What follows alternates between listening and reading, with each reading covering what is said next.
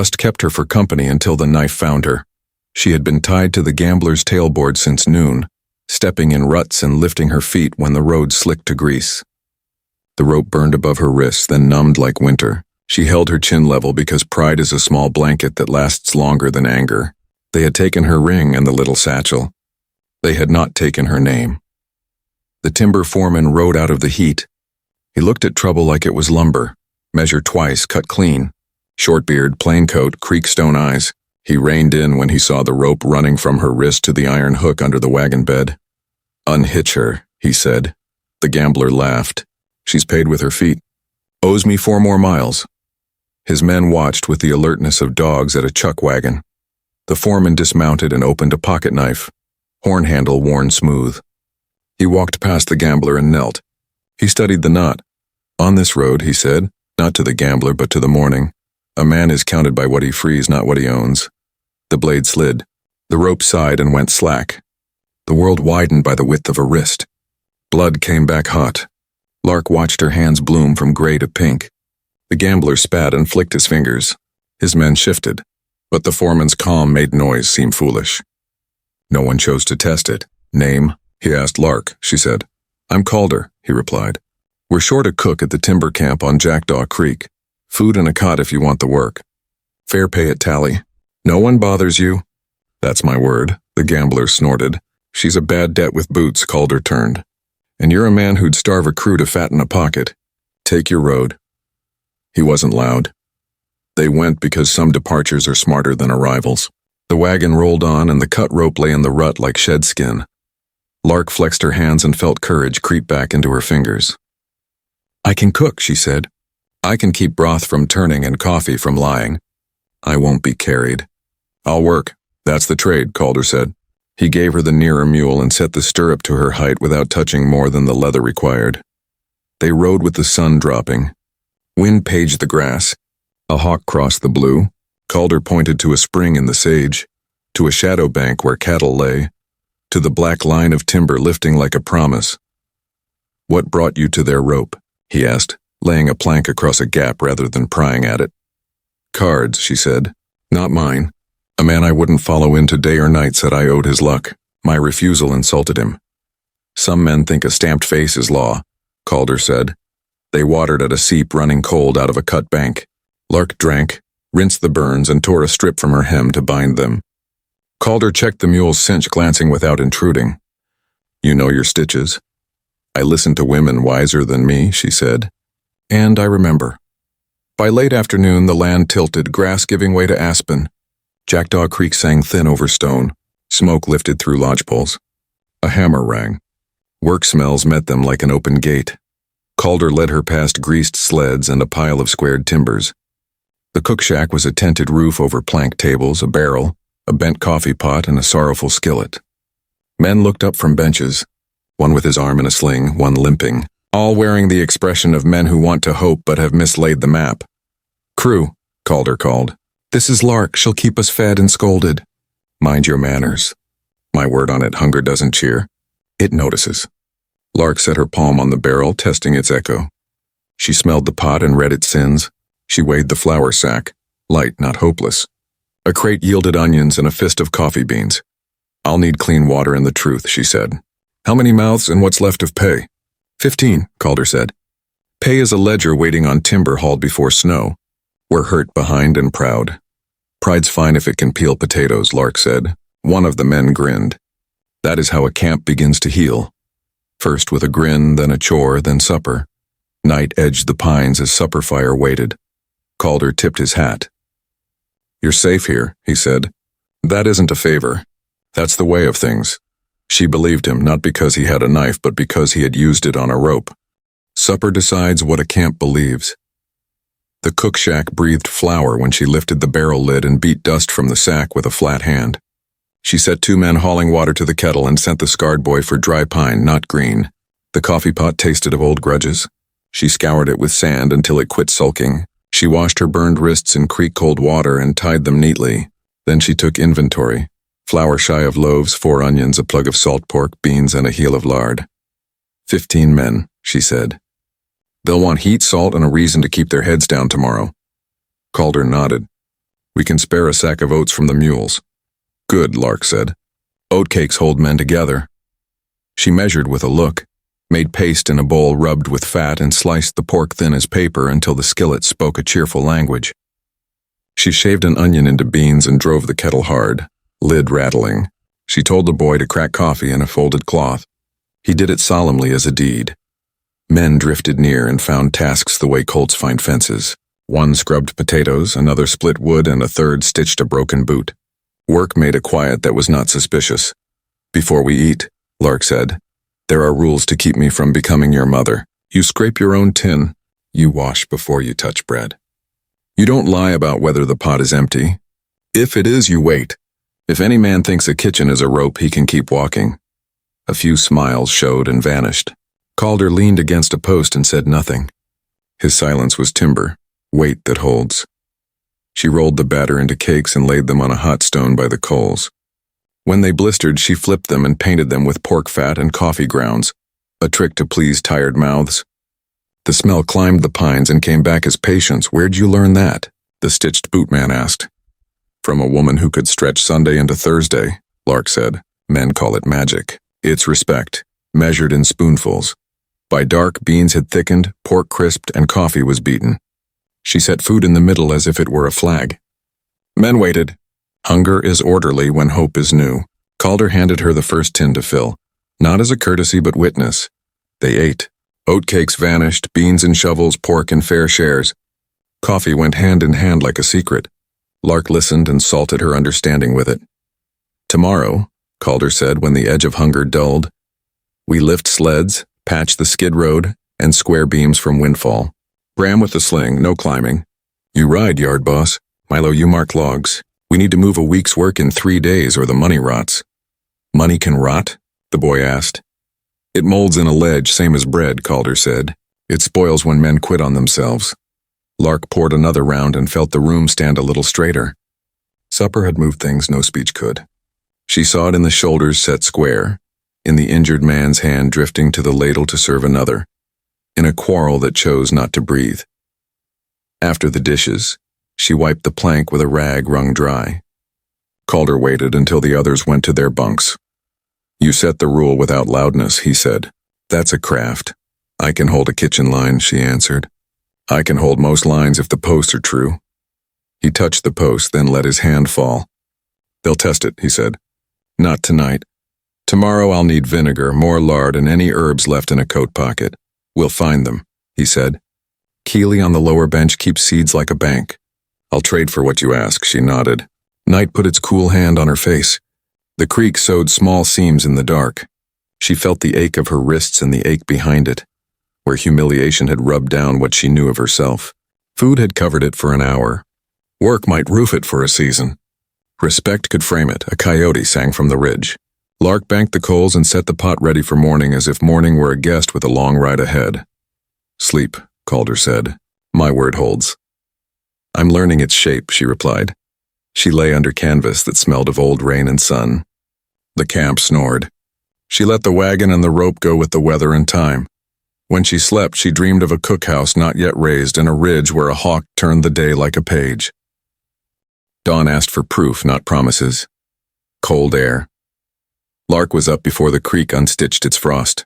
She pulled heat from banked coals and set the kettle so the first men met warmth. She pinned her sleeves, wrapped her burned wrists, and laid out the day as a carpenter lays a frame. Breakfast at first light. Dinner at noon, supper at dark, she told the boy who had cracked last night's coffee. Tin stacked clean, hands washed, no crowding the stove. Your name? Finn, he said, showing a split knuckle. Finn, you're my runner. Fetch water, mind the fire, tell me if any man hides a fever. I pay in first spoonfuls. Men came in smelling of wet wool and cedar. Beans warmed, cornmeal thickened, pork barked in the pan. Lark slid cakes to plates and sent them into the cold like small suns. Calder ate standing, eyes on invisible lists. He looked up only when she set a coffee tin where his hand would find it without search. We're out past where luck turns, he said. Roads rutted. 2 saws down. Bram's arm is still bad. Millman is due in 8 days. We owe 12 sleds before snow decides matters. How many yesterday? 2. Then we climb, Lark said. With food that holds and a camp that quits bleeding. After breakfast, she claimed a corner for a nurse's shelf. A kettle for boiling bandages, jars for willow and pitch, rags rolled tight. She sent Finn to Keeley for vinegar and any kept seed, yarrow, plantain. She stirred flour with warm water to start a sourdough, covered it and set it where the stove could breathe it alive. Bram lingered. The sling cut his shoulder. Sweat beaded through the morning bit. "Itch is something fierce," he said. "Itch is a liar," Lark said. She scalded, unwound the cloth, bathed the wound with vinegar and cooled it with onion and lard. "You'll smell like a pantry, but you'll keep your arm. You've done this a spell. I've kept children breathing and men from losing fingers to pride," she said. "Rest, willow tea tonight." She posted a slate meal hours, wood duty dish line. Under it, she chalked a sentence for herself and for them. "Work is kindness made visible." Men paused at it as they passed. Calder met her at the jam. "You set rules like pegs," he said. "They don't wobble." "They'll hold better with a bell," Lark said. He fetched a horseshoe and a bolt, wired them, and hung them from a crossbar. "Strike it when you need them. Sound carries cleaner than temper." By mid-morning, she walked the yard with Calder. The skid road ran down to the jack, cross-hatched with frozen mud. Files rasped. "Wedges sang." "Steaks," she said. 8 days, he answered. 12 sleds or we eat air." His eyes went to the darker timber. "And men who don't wish us peace." "The gambler," she said. "He'll peddle claims and trouble," Calder said. "But he won't step through the line you keep. Then we keep it bright." Back in the shack, she set a pot for trail rations. Flour, oats, drippings, and a thread of molasses. She shaped bars and baked them hard enough to ride in a pocket. Finn watched, chin high. "What do you call them?" "Promise," she said. "For when hunger tries to make a liar of a man." At noon, she rang the horseshoe. Men came with hands clean, some with shirts damp from the creek. She fed them stew heavy with potatoes and meat rescued from last night's bones. Sprinkled with nettle seed Keeley swore would carry a man uphill. Talk ran low and was useful. "Tomorrow," Calder told them, "we drag new brow logs to shore the turn. Milo sets the wedges. Bram rests on Lark's orders. If the road stays, the sleds follow." When tins were stacked, Lark listened to the camp work like a chest full of air. She felt the ache in her wrists and the thinness of her shoes. And also the sour mother waking. The shelves in order, the bell ready, the boy willing. The men gone to timber with food that would not betray them by mid-afternoon. She set beans to soak and walked to the creek. Water ran quickly over stones. In the bank's shade, she found yarrow and plantain. She trimmed carefully, thanked the ground in a whisper learned from women who made do, and carried the medicine back in her apron. Calder waited near the landing with a broken strap. "We'll make it," he said, not as a wish but a plan. "We'll make it because we'll deserve to," Lark said. "And because you cut ropes, not corners." He nodded. "My word holds. And mine learns its shape," she said, and went to stir the pot that would be tomorrow's strength. Small rules moved big timber. By second light, the bell rang true and the men came in clean-handed, not because she scolded, but because she had placed the basin where a man could not miss it. Lark set the tins face down to steam, scraped them bright with willow, and stacked them in 2 even towers. Finn fetched water without spilling. She taught him to listen for the first whisper of a boil so coffee would lift instead of burn. Out in the yard, the saws took their rhythm. Inside, she found hers. She woke the sour mother and fed it. She rubbed the skillet with salt. She marked a shelf medicines and another never empty. By noon, the camp smelled like a place that expected to go on. She made gravy from bones and patience, poured it over oat bread. She shaved nettle and yarrow to salt the men from the inside. She boiled willow tea and told the injured it was courage for bones. Bram's fever eased.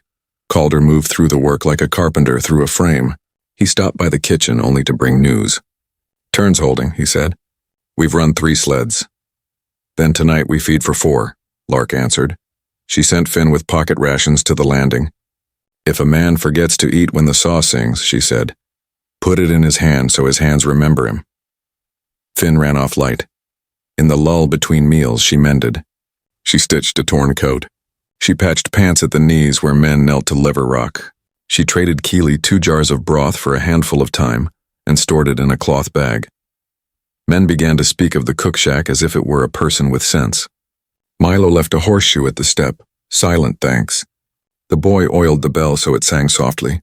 Someone leaned a split of straight pine against the door, fit for shelves to come. Lark turned those offerings into a promise under her breath. We build what we honor. Afternoon dragged with a wind that smelled of distant snow. She pushed another batch of bread through, this time with cracked oats for courage. She set beans low with molasses enough to suggest Sunday, though it was only some day that needed heart. She slicked the old skillet with lard, broke eggs into it like bright coins, then saved the eggs for dawn. A shout went thin over the yard. The fourth sled rattled in, runners shrieking, men straining at ropes to keep its nose from biting off the turn. Lark stepped to the door and saw the whole yard lean as one. They made it, sled belly sliding safe past the stump, men laughing with their lungs. Calder's jaw relaxed. She rang the bell and the sound flew out over the logs. Men came fast without jostling. Supper set itself in bowls, bean and pork and bread thick as a man's thumb. Lark watched plates come back clean and sent seconds where they mattered. Road held, Milo said. Road holds because men choose it, Lark answered. Talk rose, not the kind that makes edges, the kind that builds rafters. Bram lifted his cup with his left hand and said, "To the woman who keeps us standing where a wind could knock us." And no one made a fool's joke of it. Calder did not toast. He made a note with his eyes that said something had been laid in the ledger on the side of the camp that owed no man shame. After dishes, she walked the yard's edge and read it like scripture. Tools put away, sleds chalked, the road swept of chips where a foot might skid at dawn. She took the lantern and swung it low to find the last slop of grease and threw sand until it held. She taught Finn to see night as a list to check, not a fear to flee. The creek ran cold. Calder came to the doorway, hat pushed back, beard lit. "Tomorrow," he said, "we go to the upper stand. Hard pull. I'll put breakfast in their bones," Lark said. "And a bite for their pockets." "You do that," he said. He looked at her hands. "How are the wrists?" "They remember rope," she said, "but they're learning bread." "Good, for now." He didn't step closer. He didn't have to. She felt steadied as if a plumb line had been dropped from a ridge beam to mark the center of a house not yet built. Night gathered without malice. The camp lay down like a tired horse that knew it would rise. Lark banked coals, set the sour to breathe, and laid a clean cloth over tomorrow. She whispered to the room as if it had ears. "Hold." Crisis asked if the camp meant what it ate. The bell sang twice, and men ran to the upper stand. A wedge had popped. A windfall turned. A short log spun like a club and pinned Hodge above the knee. The yard went quiet while men measured what to do. "Don't pull him blind," Lark said, moving uphill. "Crib under the belly, 2 poles for a lever. Finn, kettle. Bram, boil water. Milo, rope the log, half hitch there, windlass off that stump." The words carried use, not panic, and men obeyed. Calder had the same map. He took the far pole. "On my count," he said. 2, 3. The log rose the width of a hand. Hodge's breath came back ugly. His leg bent where no joint belonged. "Hold," Lark said. She slid her folded coat under his head. "Look at me." "Water's on," Finn panted. "Good. Vinegar, willow, yarrow, clean cloths," she said. "Bring the straight pine splits from the door." "Splints?" Bram asked. "Too long, too short." She cut the trouser leg with Calder's knife and saw swelling bloom. "No bone through skin, grace enough. Can you feel your toes?" "They're far away," Hodge gasped. "That's distance, not death," Lark said. She poured vinegar over her hands and the torn skin. Hodge swore. "Good," she said. Calder held above the break, patient as clamps. "Say when. Now." She braced the heel and pulled in a long line, slow, the way you ease aboard true. The leg lengthened. The ugly angle softened into straightness. "Hold," she told Calder. "Finn, cloth." She wrapped tight from calf to thigh, binding as if to keep a promise from wandering. The kettle boiled. She dipped a rag, wrung it, and laid heat where shock wanted to camp. She packed yarrow against the swelling and larded a cloth for slick. "Splints," she said. Bram set pine slats left and right. Lark bound them with strips pulled from her own hem. "You'll limp," she told Hodge, "but you'll work again if you mind what I say and let pride sit on the bench." Hodge stared at the sky. "You fix men like bread. Bread holds a camp," she said. "So do you." Calder eased his hands away. The leg kept true. He let out a breath that hadn't belonged to him since the shout. "You've done this before." "I've kept life from leaking," she said. That's enough for knowing. She looked around the circle the men had made. All right. Lift him with care. 2 on shoulders, 2 on hips. They carried Hodge to the cook shack for warmth. Lark set him near the stove and propped his foot on a coil of rope to keep swelling from marching. She brewed willow and gave him sips. She set Finn to shaving ice from the creek for alternating cold. Milo stood in the doorway with his hat twisted. You saved him. We all did, Lark said. Put your hat to cutting wedges, he went. Bram, sweating, said, The set holds. It will if he keeps quiet, Lark said. You too. Sling stays tied. I'll not stitch a fool twice. Calder lingered after the yard thinned. He picked up the bell striker and shaved a burr from its edge with his knife. A small care that said more than thanks. You took the floor like a saw, boss. I rang a kitchen bell, she answered. Men came. They came for cents, he said. He set the striker where her hand would find it. We'll make the 12. We will, she said. Today we kept a man. That's worth 3 sleds. By late afternoon, Hodge slept the kind that nods to pain without surrender. Lark sat with a mending basket while the kettle breathed. Finn dozed upright with a ladle in his hand. Calder brought in 2 lengths of straight planed pine. For your shelves, he said, laying them like joists for a floor everyone would walk on. That's a gift that minds its manners, Lark said. She ran her palm along the grain like a map you could trust. She chalked a new line beneath the old. Hold fast, but not what hurts. Evening argued for snow. She fed the crew supper heavy in the bones, beans with molasses, bread with the day's strength stirred into it. They ate quietly than usual, listening to Hodge breathe from the corner. After the dishes, she stepped out. Stars hammered the sky. She drew a breath that filled her. The creek stitched a thin silver line in the dark. Somewhere a hawk turned slowly. Calder joined her at the threshold. My word holds, he said. And now it's beginning to sound like a house, Lark answered. They didn't need more words. The camp had found its pitch and would keep it until tested again. Trust settled like sawdust, everywhere and without boasting. Morning. Let Jackdaw Creek breathe again. Lark struck the bell and watched men wash without reminding. Finn had water up. The sour mother bubbled behind the stove. She set oat loaves to rise, rubbed the skillet and checked Hodge's leg. The swelling had heat but not anger.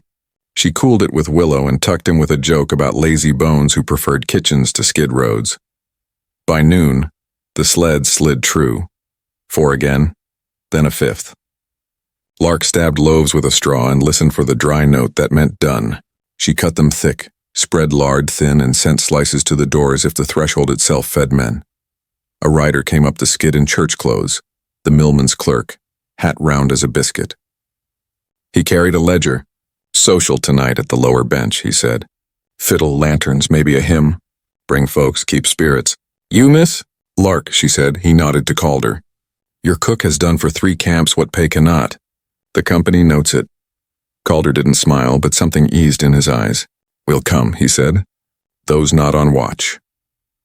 The clerk set 2 envelopes on the table, a paper for supplies and a chit with Lark's name in a careful hand. Credit at Keeley's counter, he said. Cook's account. Lark touched the paper like bark you test for rot and find sound. Her name looked odd on something that expected respect. I'll trade it fair, she said. Trade it or keep it, Calder answered. It's yours. She spent the afternoon plain and careful. She washed the one dress with a collar and dried it by the stove. Finn found a length of blue ribbon in cast-offs and presented it. She tied it at her throat. She set aside biscuits and a pot of beans to travel and tucked 2 promise bars into a tin for Hodge, who scowled and allowed it anyway. They went at dusk, 4 riding, others walking. Lanterns hung between firs at the lower bench, throwing honey light on faces that had seen only work. Children ran. Women in shawls nodded to Lark with the measuring kindness of people who spend judgment like coin. Who's the new one? Someone asked near the coffee keg. Calder answered, so she didn't have to. Lark, he said level. Our cook. Our own. The words carried past the lanterns. Men from other crews looked and then turned back. Names change air. The fiddler struck a reel. Boots argued with time. Lark served beans and biscuits to an empty tin. A girl tore her sleeve and came shyly. Lark's hands turned nurse. Vinegar dab, cloth tie, a quiet. There, that holds. The girl's mother murmured thanks. Keeley shuffled up with a tin cup. Your bread roof's a day, he said. If you need thyme or mustard seed, say it. I'll bring the jar by, Lark said. When the hymn rose, nobody called it. Someone started low. Guide me, O thou great Jehovah, and others found the tune. Lark watched the lantern light on Calder's beard, the way he stood with his hat in his hands. When she sang, it was under the sound like the creek under ice. After he held out a hand, not a claim, just a question. She set her palm in his, and they stepped into a slow square. He was careful not to steer, and she was careful to move as if the ground belonged to both. Past the lantern's edge, the dark was immediate and kind. You cut me loose, she said, because the night made honesty cheap. I cut the wrong thing, he answered. The right thing's been cutting me loose since. She felt something lift in her chest that wasn't pride and wasn't fear. My word is learning to stand, she said. My word holds, he replied, softer than before. On the way back to the light, she saw a man at the trees, hat too sharp, coat too fine for this ridge. He didn't drink and didn't clap the beat. He watched and then turned away with a cat's patience, the gambler's color without his face. Lark's fingers tightened. Calder's palm answered. I saw him, he said. He saw me, she said. Let him see, Calder replied. Seeing isn't owning. They danced until the fiddler tired. The walk home was short. Stars were nailed fast. Finn slept riding double, head to Bram's good shoulder. Lark rode straight and more easily than she had in months. Back at camp, she hung her dress and folded the ribbon. She chalked a line beneath the others. We stand in the open and make it home. The bell, touched, gave one note, the kind that says a house remembers who crossed its door and why they were welcome. Trouble began with a dead starter and a loosened wedge. Lark lifted the cloth from the sour mother and knew at once. No breath, no small rise, only a flat skin and the faint sting of soap gone to lie. She pinched and tasted, a sharp bitterness that didn't belong to flour or hunger.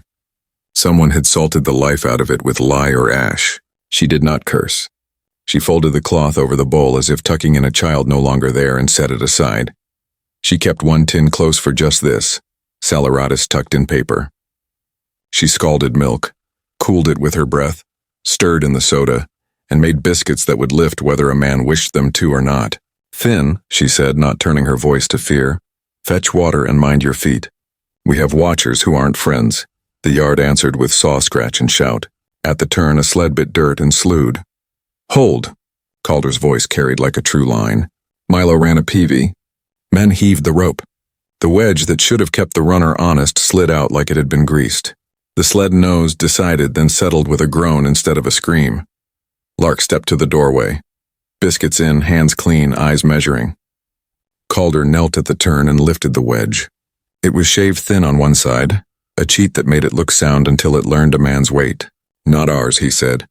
He looked down the track where Prince stepped carefully among chips, the heels too neat, the toe cut narrow. Watching feet, they ran 4 sleds anyway. Work done right argues with malice and wins more often than not. At dinner, men ate quickly, quietly, and clean.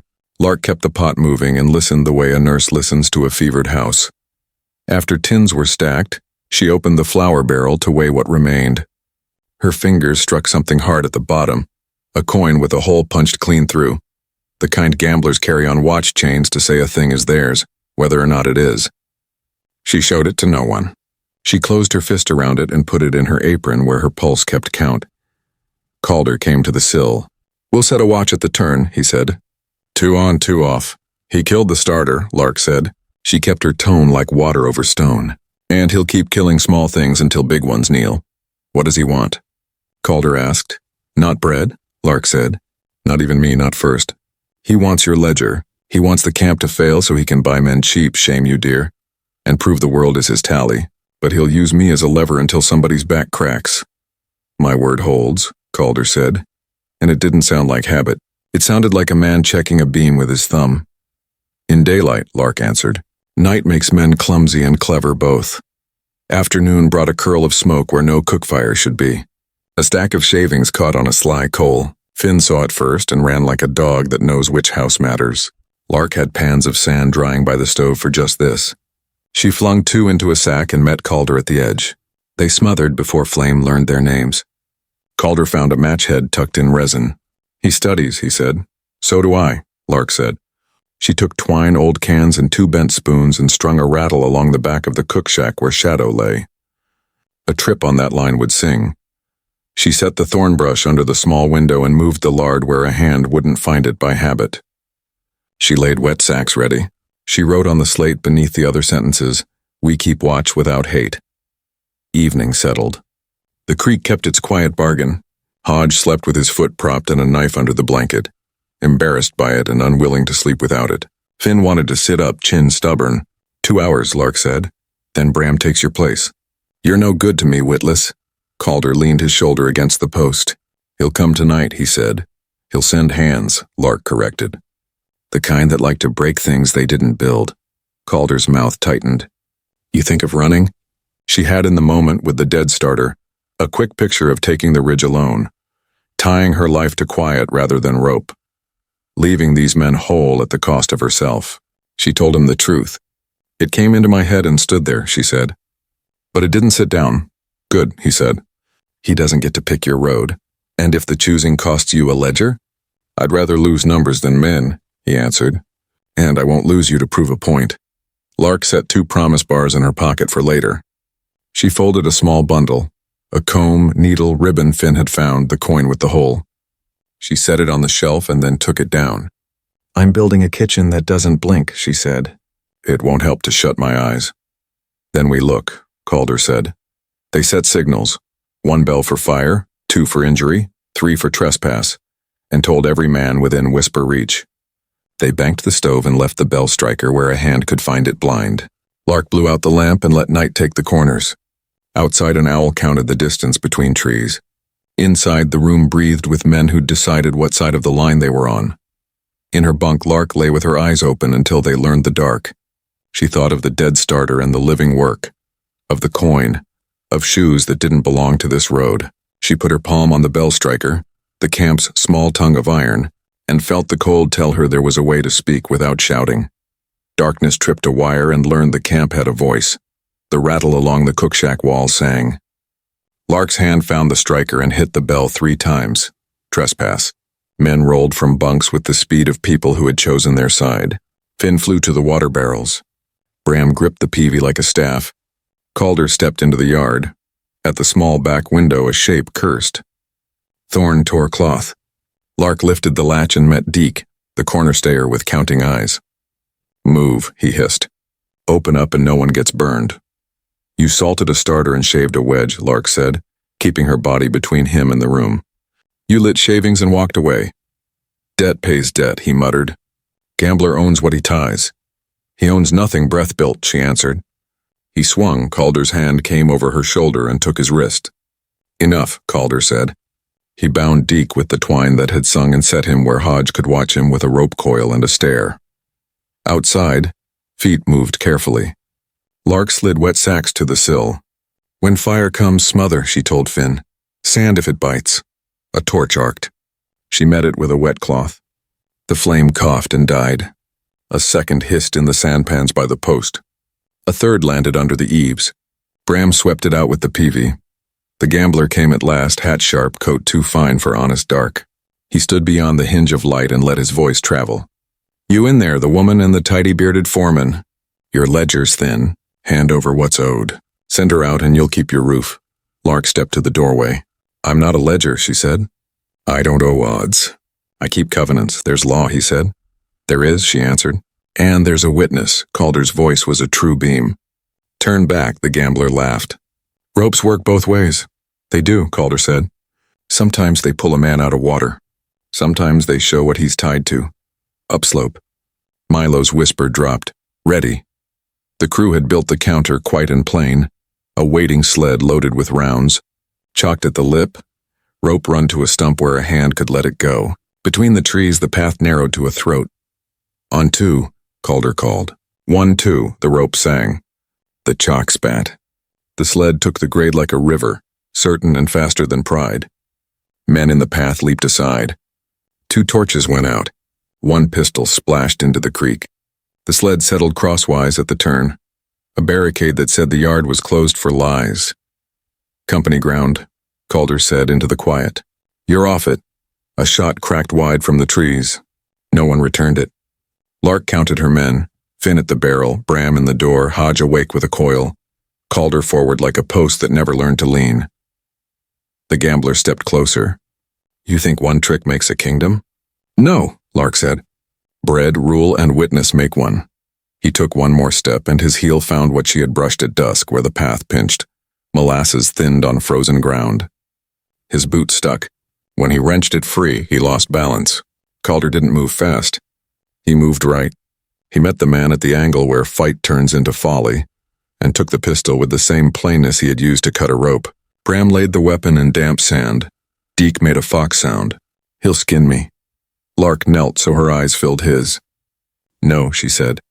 You'll work off what you did. Start by naming the tools he broke and the men he paid. End by fixing what you loosened. Lanterns brightened as other crews came, drawn by the bell and the sled's sermon. Keeley carried a stick like a shepherd. The millman's clerk appeared with his ledger, the company's kind of dawn.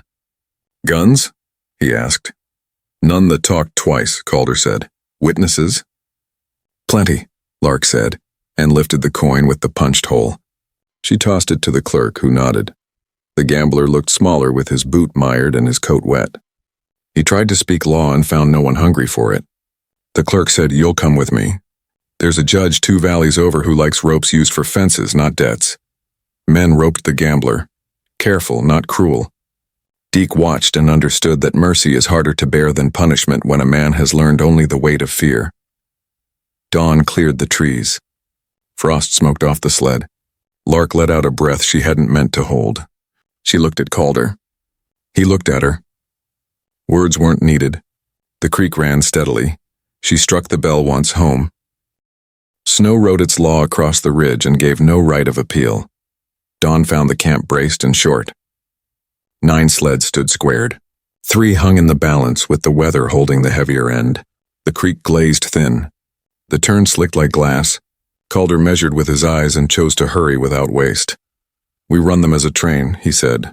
First sled breaks for the second. Second for the third. Snub line around the fur. Deke, your hands on wedges. Make them honest. Deke nodded and looked smaller than his coat. Shame is a tool if a man learns to hold it by the right handle. He set to shaving true, knife square to the grain. Lark struck the bell once for home in sight, twice for injury if it came. She poured coffee thick as belief and packed pockets with promise bars. For when hunger lies, she told Finn, pressing one into his palm. She tucked 2 into Calder's coat without asking his permission to care. Snow came crossways. Men wrapped scarves and kept their mouths small. The first team leaned. Ropes took up and sang. The road answered with a groan and then a willingness. At the turn, Lark and Finn worked like a hinge. She sanded with ash and needles. He threw the brush where ice wanted to teach humility. Bram stood over the snub line, forearm braced. On your say, he called. Now, Calder answered. The first sled nosed, thought better, and held. The second kissed its tail and settled. Deke drove a wedge home, mallet speaking law that needed no judge. The third came, a mean runner, grabbing, then sliding sideways. The brake line chattered against bark. Lark felt the moment turn on a thread. She ran low, skirt gathered, to the runner. Hold, she said, not to the sled but to the day. She wrapped rawhide she had boiled for bootlaces around the split and twisted her ribbon through for bite. Friction enough to teach the runner straight. Ease, she called. Bram bled rope. The sled corrected like a man deciding at a doorstep to come in decent. 2 to go, Milo shouted from the lip. Wind shoved. Hodge, white with pain and pride both, sat by the landing with a peavy across his knees. Keep it square, he told the world, and the world listened enough. Sled 10 rode true, nose down, tail proud. Lark kept the kettle at the door as if heat were courage a man could drink. She put a hot stone in Bram's mitten. He didn't thank her, and that was thanks enough. 11 balked twice and then came like a stubborn story told plain. It slid to the deck. Deke's wedges did not blink. Calder met Lark at the cook shack step where the bell hung. One more, he said.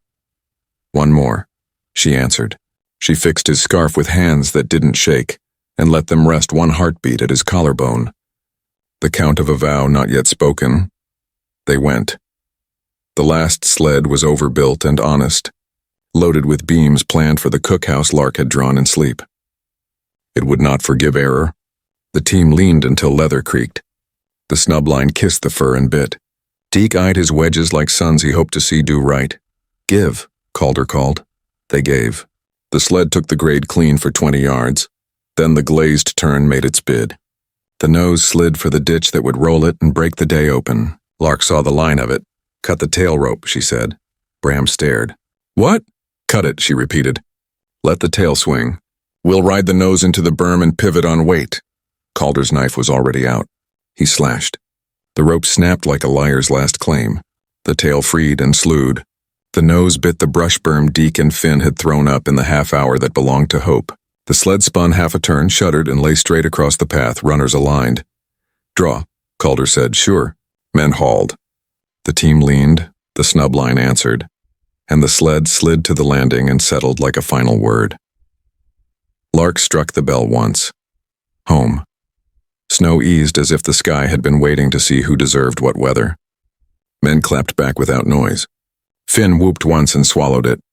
The men breathed easier. Deke set down the mallet and looked at his hands as if they had been returned to him. Calder came to Lark. He didn't say victory. He didn't say thanks. He said, "We keep what we build, and we build what we mean," she answered. The ridge exhaled. The creek kept small counsel. 12 sleds stood like pillars that would hold more than roofs.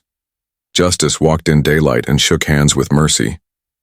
The judge came up from Two Valley, coat woolly with road, clerk behind him with the ledger. He took statements by the sleds, not in a parlor. Deke's confession, Keeley's witness, Calder's plain telling, and Lark's account of a rope cut and a starter killed. The gambler stood with his boot scabbed in molasses, pride gone to ground. Law when it behaves is work with cleaner tools. By noon he rode toward a plain jail.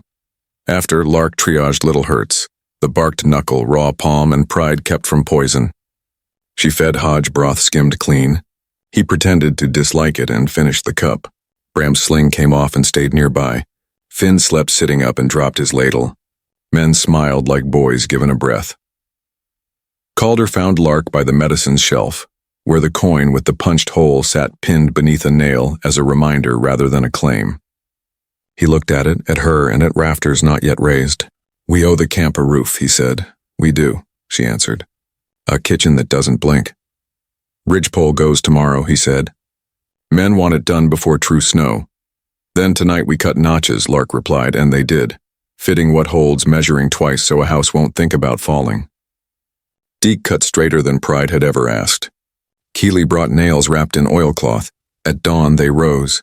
The bell sang once for home and once again for effort's joy. Men set skids, shouldered beams, walked the weight up in one slow breath. Calder steadied the ridge with a pike. Lark guided the tenon home. The beam seated with the sound of a gavel and a mother's yes. They left the last peg for her. She drove it with a mallet while the camp watched, then set a ribbon through the hole and tied it. Blue against pine, a little river caught just enough to bless. "Name the house," Finn whispered. "Keepsake," she said, "because it keeps what we almost lost." Supper in the unfinished room tasted like a promise tasting itself. Lark served stew and oat bread. The sour mother, born anew from a clean jar and patience, breathed quick and proud. Men ate on sawhorses because gratitude sits well on rough lumber. When tins were stacked, Calder cleared a plank with his palm, smoothing doubt from a line. He stood with a quiet man's talk gathered behind his eyes and said, "I cut one wrong rope and one right. I'd like to tie one thing that belongs." Lark met him at the plank. "Say it plain." He reached into his coat and brought out a square nail, black from the fire and hammered round. A circle, not smooth, but true enough to hold a finger. "I made it at first light," he said, awkward and certain. "My word holds. Will you keep it with me? We'll nail the house and call it home." She looked at the ring, iron and intention, not shine. She set her hand out. He slid the iron on and the room breathed. Someone started a hymn and let it stay low. Keeley muttered, "Amen. What do we say?" Finn asked. "Say we'll use our hands for mending and our words for shelter," Lark told him. "Say we'll go on." "We'll go on," Calder echoed, thumb against the new circle. He did not kiss her. This was not a place for spectacle. But he touched his forehead to hers the way two rafters meet and choose to carry. The house remembered. The creek spoke softly over stone. Night came down the timber and covered them without threat. By week's end, the cookhouse wore a roof and a door that knew every hand. Lark chalked the last line under the others. We keep what we build and we build what we mean. On Sundays, she left it standing for any eye. If you walk Jackdaw Creek now, men will point with their chins at a beam with a ribbon through the peg hole and tell you a story that made sense, and then made history.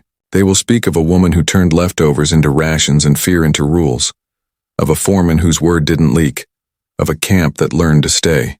They will add, because people want an ending you can wear, that the ring still prints her finger and the stew tastes like a house with its lights on. Winter came at last, gentler because the ridge had earned it. Inside, the stove ticked. Outside, the sled tracks filled and then disappeared, as scars do when you give them time and something worth healing for. And if the world asks for a thesis, Lark will serve you bread, point at the doorframe, and say, "We proved it." If this gritty, hopeful frontier romance worked for you, subscribe and share. More clean Western tales are on the way.